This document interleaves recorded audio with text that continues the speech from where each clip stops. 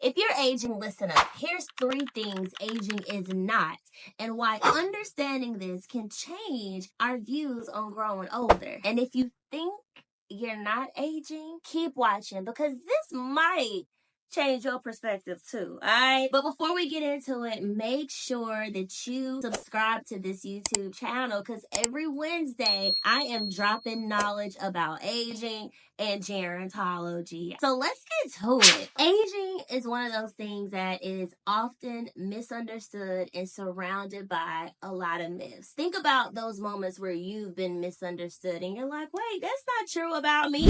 That's how it is with aging. So let's get into 3 misconceptions. The first one being that aging is a disease. It's not.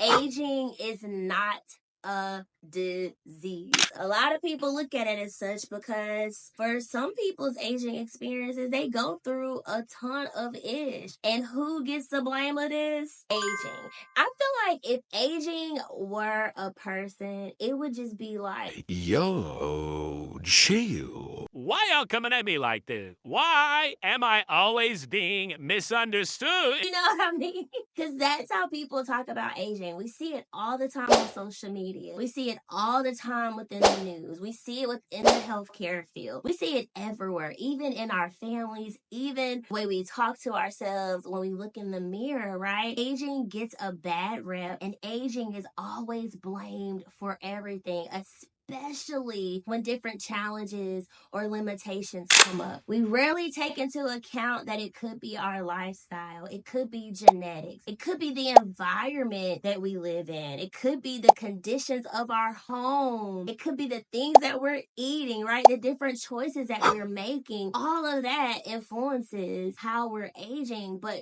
we just simply chop it up to the fact that I am getting older is the reason why all of this happens. So aging is not a problem that needs to be fixed, okay? And when we think about aging, a lot of times we immediately zoom in on the wrinkles or the gray hair or how I'm not able to do the things I used to be able to do. And this isn't to disregard the feelings that a person has with reference to those changes, because it's now changes that we have to figure out how to adapt to and embrace and know that, man, I ain't look like that yesterday, and now today this is what I look like or I feel like. So it's not to disregard those feelings. It's important that we are able to decipher between typical age-related changes and it's just happening to us because of all the things I named earlier. Because when we conflate aging with illness, we are fueling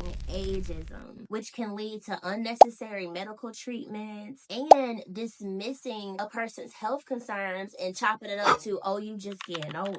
Many older adults live vibrant, healthy lives. The next thing is aging is not something that just happens at a certain age. Some people think aging kicks in at 65. Some people think aging kicks in as soon as they have an issue. Who gets the blame? Aging. But that is not the case. Aging starts at birth. It's a lifelong process. Our bodies and our minds are constantly evolving.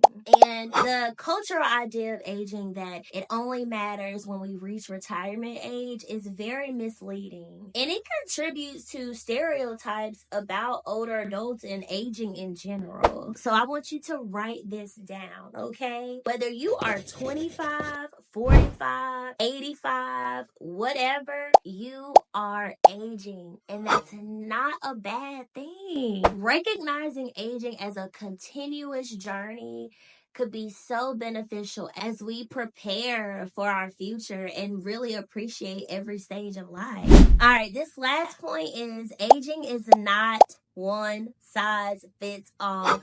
This is something else I need you to write down, and I need you to remember it, all right? Because a lot of times people think that what happens to Johnny is going to happen to Tommy, and then it's going to happen to me. But that is not how it works. It looks different for everybody. Aging is so unique, but we'll talk about that next week. Some people remain physically active or mentally sharp well into their 90s, while other people experience challenges early on in life. Like, you could be in your 30s and have some mobility limitations or challenges with mental health or whatever, right?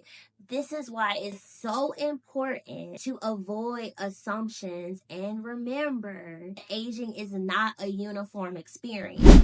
By recognizing these differences, we can create better support systems, policies, and communities that meet people where they are in their aging journey. So let's do a little recap because I want to make sure that you get this, all right? Aging is not a disease.